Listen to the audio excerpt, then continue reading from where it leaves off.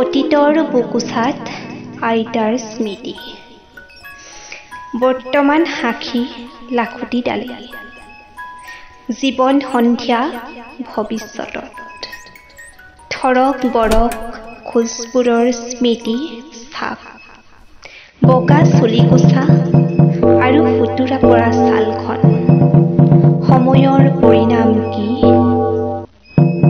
ডালিম গুটিয়া দাঁতৰ হাঁহিতৰা আৰু নাই, খুন্দনাৰ তামোলেৰে উজ্জুৰি বৰকৈ সজায়, হৃদয়ৰ কোণত শিল হৈ আইতা নীৰৱে ৰয়।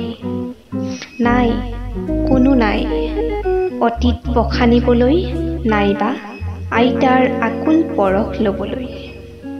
কাষৰত কোনো নাই, ব্যস্ত জীৱনত ব্যস্ত নাতিহঁতো, যন্ত্ৰই সকলো কাঢ়ি নিলে নাতি আইতাৰ মৌহনা মৰম।